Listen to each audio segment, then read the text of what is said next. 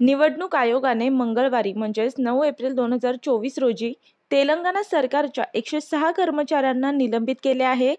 निवडणूक आयोगाने या कर्मचाऱ्यांवर आदर्श आचारसंहितेचा भंग केल्याप्रकरणी गुन्हा दाखल केला आहे. तेलंगणाचे हे सरकारी कर्मचारी कथितरित्या बीआरएसच्या बैठकीत सहभागी झाल्याने त्यांच्यावर निवडणूक आयोगाकडून ही कारवाई करण्यात आली आहे.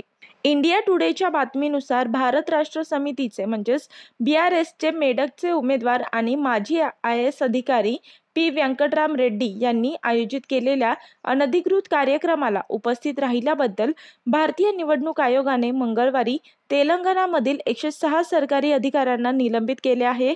हे 106 सरकारी कर्मचारी तेलंगणातील सिद्दीपेट या जिल्ह्यात कथितपणे बीआरएसच्या बैठकीत उपस्थित होते.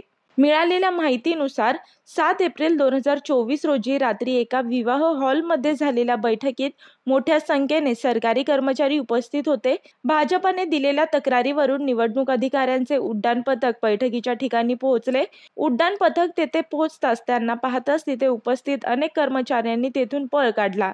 मात्र नंतर सीसीटीव्हीच्या माध्यमातून या कर्मचाऱ्यांची ओळख पटली. सिद्दीपेटचे जिल्हा दंडाधिकारी एम मनू चौधरी, जे जिल्हा निवडणूक अधिकारी देखील आहेत, यांनी सोमवारी 8 एप्रिल रोजी उशिरा 106 कर्मचाऱ्यांना निलंबित करण्याचे आदेश जारी केले.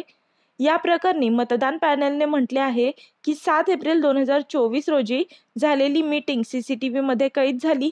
त्याच्या आधारे आदर्श आचारसंहितेचे उल्लंघन झाल्याचे स्पष्ट होते.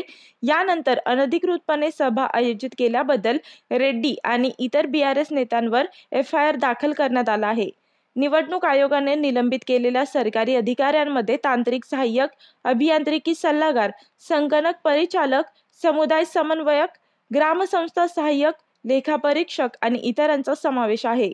निलंबित करण्यात आलेले अधिकारी हे ग्रामीण जिल्हा विकास एजन्सी म्हणजेच DRDA सिद्दीपेटचे आहेत. मी वर्षा काटेकर, योद्धा न्यूज, नवी मुंबई.